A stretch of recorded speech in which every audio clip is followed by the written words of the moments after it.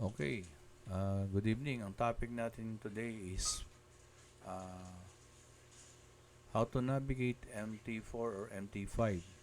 For a trader, hindi lang naman yon ang kailangan na yung malaman may mga tools. Kailangan malaman mo rin yung mga karaniwang ginagamit katulad ng how to order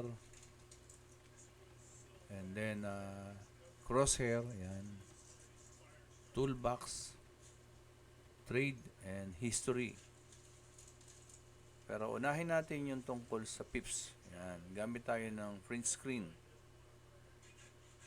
para ipakita natin yung paano tayo nag-o-order. Yan, halimbawa mag-o-order ka, new order. If magbabay ka, ibig sabihin pataas yung bias mo. If magse-sell ka, ibig sabihin pababa yung bias mo. Ito yung symbol, ito yung market execution. Market execution is pwedeng pending order din. Yan.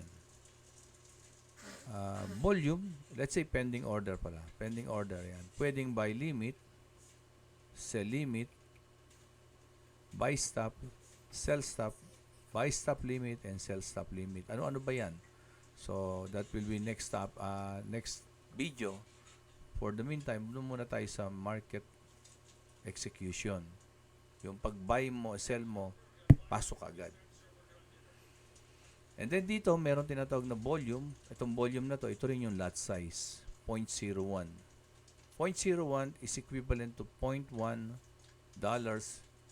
per pips o $0.1 bawat pips. Stop loss, kung mali yung bias mo, i-stop loss yung trade mo. Kung tama naman, take profit. So, gamit tayo ng picture using print screen, ano? Doon sa pips muna tayo. Paano daw i-measure yung pips ng, for example, itong candlestick na to.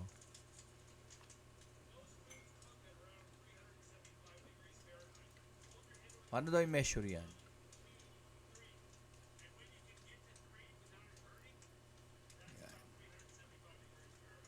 For example, from here, i-measure natin papunta doon.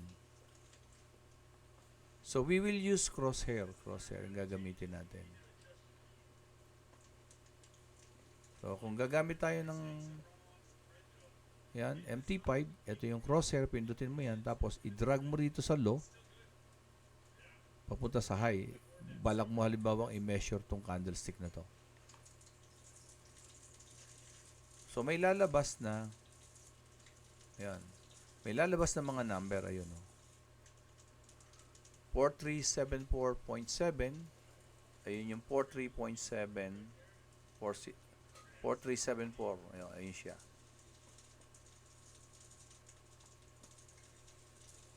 And then 3 bars, pag 3 bars, ibig sabihin, yung nasukat nung candlestick, nung crosshair is 3 candles. Bars or candles. Since nasa monthly siya, 3 months per candle. And then 57125 points. Ito yon. Ito, paano nakuha yan? Yung pinakamababa, ito, ang low, is 380345. Ito siya. Ita-drop lang yung 5. And then yung points, babaliwalain. Kaya 38,034 yung low niya. And then yung high niya is 4374.70. Drop yung 0, baliwalain yung point. So, 43,747. Yun ang basa dyan. Minus 38,034, minus mo yun, 5,713 pips. Yung naging difference. 15% yun nung 38,034. Ayan. 38,034 multiplied by 15%. 15% divided by 100 is 0.15. So, 38034 multiplied by 0.15, 5,705. So, close dito. So, yun lang naman. Ipinapakita dito paano daw sukatin yung pips na yan. At ano yung mga number sa taas na yan. Okay. Next.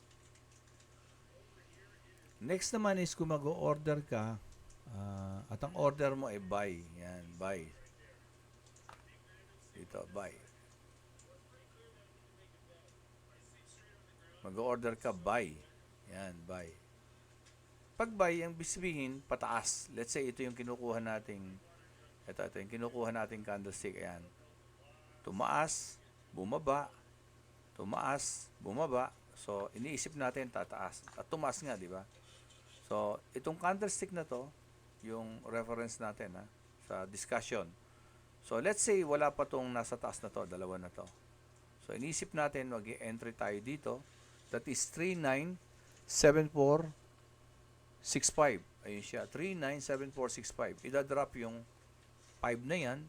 So, pag yan, minus mo dito sa stop loss na 3960.39, ida-drop din itong 9 na to. So, babaliwalain yung point. So, 39,746 minus 39,603. Ito yan siya. Is equals to 143 pips. Kung ang lot size mo or volume is 0.01, that is 0.1 dollars bawat pips. Nung minus ito, nakakuha ka ng 143 pips. Pag minultiply mo sa 0.1 yan, $14.3. Ibig sabihin, kung nag-entry ka dito at bumaba, talo ka ng 143 pips or $14 and $0.3.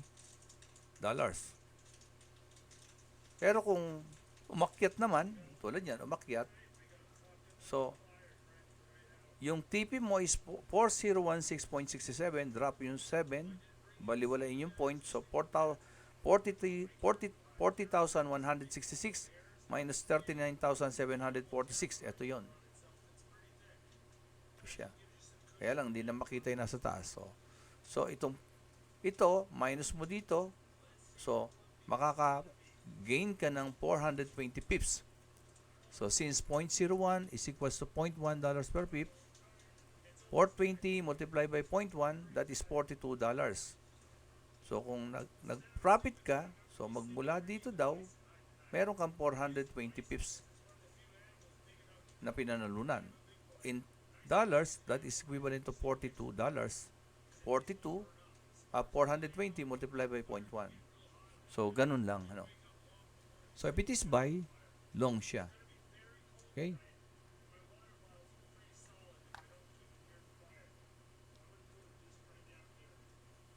Next is sell. Sell naman. Sell.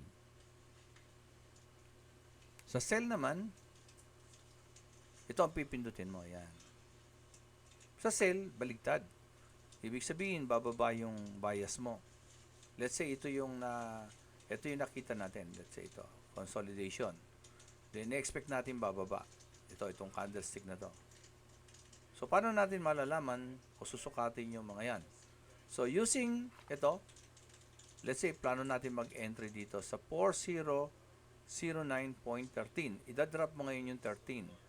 At babasahin mo yan as 40,091. Ang stop loss mo, 4022.49. Da-drop mo yung 9. Babaliwalain mo yan. Tsaka yung decimal, babasahin mo to as 40,224. Pag pinag-minus mo yan, ito, 40,224 minus 40,091 is 133 pips. Yan. Multiply by 0.1. So, 13.3 pips. Yan. So, yun yung matatalo ka. Magmula dito sa entry mo, yun yung 133 pips. Kung bumalik yung price. Pero kung panalo ka naman dito, ilan ito? Ito ay 296 pips. Paano nakuha yon?